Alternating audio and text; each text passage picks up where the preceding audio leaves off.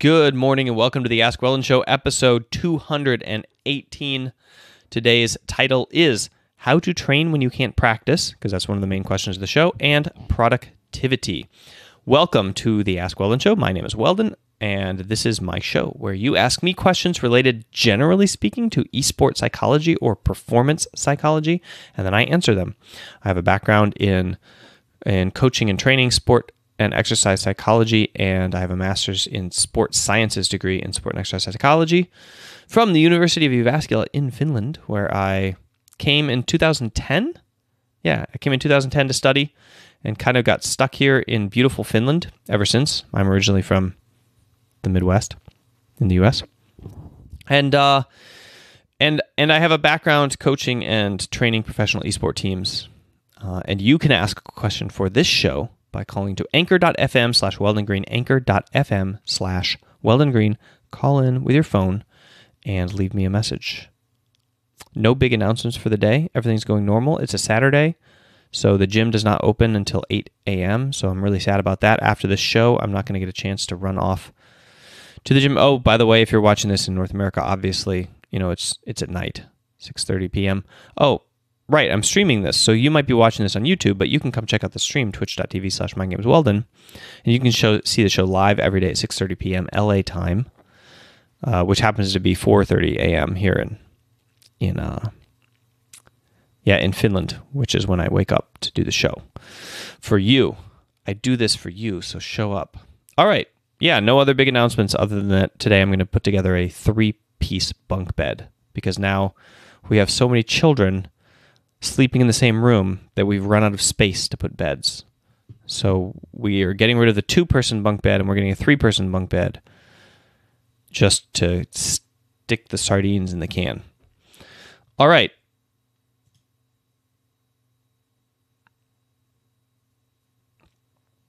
Today's first question is from Leo, and it comes kind of towards the end of this recording, but pay close attention and practice your English, French accent listening skills. Hello, Weldon. It's Leo, the badminton player. Thanks for answering my question last time. Since then, just for context, he called in before and asked a question about badminton. and I've been trying to put more pressure in all of my game, and I feel like I should hit in competition. My last competition was really stressful. I was the limit of expression in pretty much every game and every state of the game. And I feel like at the end of the competition, become a little bit better at cope with pressure, so that's good. But I can do it in training. I feel like my mind knows that there is not the same pressure, you know. And I feel like it's because my opponents are not willing to win like they are willing to win in competition, when me just want to win every match, you know. So I'm just focused on myself and what I can improve. Is that the good way? And what can I do to put more pressure in my training? Yeah, so Leo's question is, it doesn't feel like other people have as much competitive drive as me in training, and so I'm focused on myself and what I can do to improve, and is that a good way to think about it? Yes. And you're right. It's hard for you to put pressure on your brain in practice, because your brain knows that it's not real. It knows that practice is practice, so it's pretty hard to fake that. And in reality, it doesn't. Yeah, don't worry about that too much. You just put as much pressure on yourself as you can, and that's the extent of which you can do it. As far as other people trying as hard as you, that's also just a reality of sport. It's something like, well, right now we're having the NBA Finals, and there's people like LeBron James and Steph Curry and Kevin Durant, and there used to be Kobe Bryant around, who have said, I think Kobe Bryant has a number of interviews where he talks about what it's like to be the person who's trying the hardest, and he doesn't put it that way, okay? What happens is people ask him and interview him, and they say, you are the person who shows up first to practice every single day. You're the person who leaves last from practice every single day. You're the person who leads the team and does all the extra stuff necessary to try to win championships. What does that feel like to be the person who's trying the hardest? And he says nice things about his teammates, you know. But basically in sport, there are always people who are more motivated and less motivated, and that's just the way it is. And what you should do with that extra motivation is focus on controllable factors that have nothing to do with other people, that have only to do with you, that you can control the outcome of. And like you said, mastery, focusing on what I can improve and what I can do, is the best outlet for all of those urges, because it allows you to level yourself up. So I think you're doing it right. And if you feel like you want to increase the pressure in training so that you can get better at coping with pressure in competition, but you can't, then you have to not worry about it and just compete more. The more that you can compete and get on stage, the more that you can practice performance coping skills. And of course, you can prepare for that better by doing things like mindfulness training, by doing cognitive behavioral therapy with a licensed therapist who does CBT. There's things that you can do to kind of prepare yourself for performance mindset and gain the skills that you will need when you step on stage, or you can just step on stage a bunch and pay lots of attention to your body and what it feels like to compete. Okay, let's jump into question number 2 from Thomas. What to do when you can't practice? Hi, Weldon. I was wondering what your advice would be on what you should do when you can't conduct the behaviors that are conducive to reaching your goal. For example, an elite esport athlete who suffers a wrist injury and can't practice for a while. Thank you. All right. So first of all, there's always something that you can do to improve, right? If you have a wrist injury, you could be doing physical therapy. You can be working on things that you don't usually get to work on because you're too busy training your core skill, right? So let's say you're a runner and you break your leg and you have to get those drills, the screws put in, right? So you can't really be on it for a while. And or Callum McGrath, there's a bodybuilder who just broke his leg and now he can't work out that leg, and his leg is all looks kind of like a hot dog, and the other one's all ripped and strong, So you can't do anything with that leg, right? But let's say you're this runner and you can't run.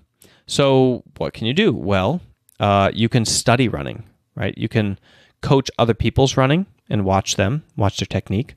You can, as a teacher, you can help correct people, and you can say well, it feels kind of like this, and they can say, no, I can't get it exactly. And you can say, well, it's kind of like, I want your foot to go down like this. You can read books about running. You can do mental training. So think of it in terms of 3 categories. There's mental readiness, strategic readiness, tactical readiness, and physical readiness. If you can't do physical readiness, then you focus on the other 2 things. Okay, you can do mental readiness and strategic readiness. There's all sorts of stuff you can do in those categories, from mindfulness training to goal setting to CBT therapy, which I've already mentioned. That's going to be a theme in this show because it's coming up in the last question, and I'll explain it really in depth then. There's you can interview people, maybe start a podcast about running or about the game so that you get to interview coaches and ask them about their strategy. You can go shadow scrims from another team. You can like I said, coach them or lead them. You can take a vacation to rest your brain so you can work completely on something else. You can learn to draw or pick up a completely different hobby that lets you pursue mastery and feel self-edification and self-efficacy in a different vector, or what do they call it? Vertical, in a different vertical. And then you can pile those skills you can transfer those skills back into your main craft when you get back on your feet. You can compete in something else that will give you the ability to learn how to, competitive coping skills that you can then transfer into your other craft when you get back to it. So there's literally infinite things that you can do. You can, like I said, you could do nothing, and you could focus on cooking. You could learn how to cook so that you can cook very healthy food for yourself so that you can improve your brain, through food. I could just keep going, or I can just let you figure it out. All right, last question. Before I get into the last question, check out the MAC program. This is the training program that I use and that I created to try to... this is the training program that I use when I teach pro teams my stuff, like at the start when we were trying to lay the groundwork, but I'm the one teaching it. But this online here is a video training program. So I recorded myself doing it, and I broke it up for, instead of being like in a 1 hour presentation, it's in seven. Each week is in 7 smaller presentations that are about 15 or 20 minutes long and cover kind of the same materials, but on a daily basis. So it's 47 videos over 7 weeks, so about 2 months. It's a video training program, and it covers the same exact material and the same exact concepts that I have used to win 4 trophies in esport, in League of Legends coaching. So mindfulness, that is being aware of the internal states that drive you on a daily basis, accepting those and learning what is okay, and commitment, the discipline aspect. Then how do you then do the thing that you want to do, that you know you want to do but can't seem to pull off? That last step is challenging, huh? So this is the program that I recommend, that I've tried to use to reach the amateur scene. A lot of people that I can't necessarily coach because I don't have the time for it. This allows me to reach them, and it's $30, but you discount it by $5 using the code AskWeldon, which you just type in, in the shopping cart, kind of. It's like normal online code shopping kind of thing. And I use that mainly to track where you come from YouTube. So obviously, if you come from the podcast or you come from Twitter, there's no code for Twitter or anything, but I think there's a code for the podcast. And if you end up paying full price for it, you shouldn't. The program's cost is $25, but I just boosted it up to $30 and discounted it to $25 in order to get people to use the code, right? If you do pay $30 for it, thank you very much for the extra gallon of milk or whatever may have you. And if you would like to pay full price for it in order to give me an extra gallon of milk, that's cool too. Appreciate it. All right. Anyway, I don't know how we got so far off track in this commercial for my Mac program, but let's jump into the final question of the show. From James. Hi Weldon, it's James. I was just wondering if you had any advice on how to build acceptance and just generally how to move forward when there's a situation or something that happens and it's not ideal. In my case, I have anxiety, OCD, and depression, and that means I could get hung up on the smallest, like most insignificant thing, because I blow it out of proportion, and then I just get stuck and I freeze, and it's just very unproductive. And I was wondering if you have any advice on how to prevent that or how to escape it when I feel like I'm getting into that rut, which isn't going to lead me anywhere. All right, so how to move forward past something that's not going super well, how to be productive in those situations, and in particular, how to do it when you have anxiety disorder and OCD and depression. So normally, I never take any abnormal psychology questions on this show because I am not a licensed psychotherapist or psychologist, and I'm not allowed to sell psychological advice or to pass myself off as one on the internet and these kinds of things. So sport psychology is very different from abnormal and clinical psychology, and I'll try to make that very clear by just avoiding it. The reason I'm taking this question is because the one advice that I can do, and the one thing that I can do is refer people, right? That's what I'm supposed to do in a team when I encounter somebody who has depression, what I'm supposed to do on the phone when I encounter somebody who has OCD or anxiety disorder is to refer them to a therapist. Now, the thing that I want to do is refer you maybe to a therapy. Maybe that will help you, because what I think that is going to apply both to you, James, and also to everybody who's listening that might be more neurotypical, that might not be like, you're probably neurotypical. You probably don't have like Down's syndrome, right? So which is like usually the term you use to refer to that. But let's say that's not suffering from anxiety disorder or OCD and things like that. So the advice that I would have for them and for you is to look into the idea of cognitive behavioral therapy. So the thing about your question is, how do I move forward from a sticky point like that? Well, the answer is different for every sticky point. So if you're hung up on one thing, you have a certain kind of thought pattern related to it, a certain self-talk flavor, a certain number of things that you say to yourself in a certain way. And CBT is about changing your thought pattern. Okay, this thought pattern that you have becomes your habit. Then you live it out. And the way that you change that in CBT is you change your thoughts. Okay, you work, you do homework, it's a skill, you practice, and you change your thoughts related to the things that are triggering you, or you change your pattern. Like, okay, so the initial trigger thoughts, right? Those happen. But then you change your thoughts that you then express to yourself, your self-talk that follows up with that, your rationalizations, and that helps change your thought patterns related to that specific moment, which then helps change your habits and behaviors that arise from that. So it's a very powerful and successful form of like talk therapy, basically the most successful currently, and it's definitely one of my favorites, both to recommend and to see and to build into my own sports psychology training, because it is like it's basically it's how the brain works. Cognitive behavioral, meaning your behavior arrives from your cognitions, and your cognitions feed into your behavior, and your behavior feeds into your cognitions in like a nice loop. But mostly that you have thoughts that become thought patterns that become habits of behavior. So the answer is I hope that you're seeing somebody already, and if not, you should search for CBT, cognitive behavioral therapist, psychotherapist online, and you should try to find someone who can help you with that, and then put in the work and do the work at home and do the activities they suggest, and really, yeah, it'll make a big difference. I promise. Well, I can't promise that, but it will make a big difference. I hope.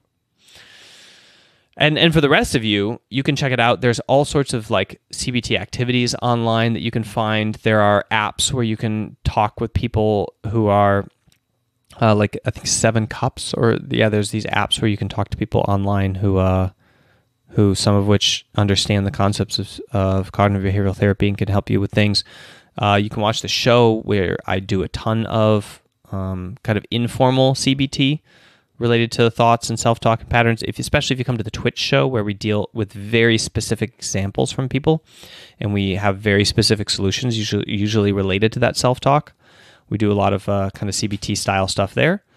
And yeah, that's my recommendation, James, and best of luck. I think that you have a bright and shiny future ahead of you, considering how good we are getting at therapy and psychotherapy, and how strong mindfulness is showing itself to be in terms of a therapeutic response to the problems you're facing. So I would 100% immediately start doing mindfulness training and CBT, cognitive behavioral therapy, with somebody who can guide you through that in a strong way over and over again. Because apply those things for 5-10 years of your life, and not only will you probably be like much further ahead of where you would be if you didn't do that stuff, obviously. But I would bet that you're going to have a set of skills that you're going to be able to apply in a very controlled, manageable way that's going to be way beyond what standard like people just living their lives have to deploy in their life. Usually they're not, training their brain in a very vigorous way, and they're not meditating and like laying the groundwork for those kinds of like disciplines and controlled behaviors. And so they're just kind of picking stuff up through life. Whereas you're going to be in this environment where you're like stretching and pushing yourself every day. It's basically going to be like, somebody who lives by a basketball court and plays basketball every single day with a bunch of really, really, really good street basketball players, and then all of a sudden life, which is the NBA, comes along and the people who play basketball the best win. And you're going to have all these basketball skills. You're going to be like, wow, cool. Right? So yeah, definitely everybody should think about trying to come in contact with CBT and the concepts behind CBT in some way today as a result of this question, and check it out and see if it's for you. And if not, think about how to build mental skills in your life that will help you cope with adversity later on, and also how to excel later on in life. That's the show for today, guys. Thanks so much for tuning in, and I appreciate the attention, and I hope that you all can stop by the Twitch stream and support the channel by checking out the Mac program, mindgames.gg/nmac, and subscribe way over there. I will see you in a few days, hopefully. And for Twitch, I'll be there in about 5 seconds. Goodbye, everybody.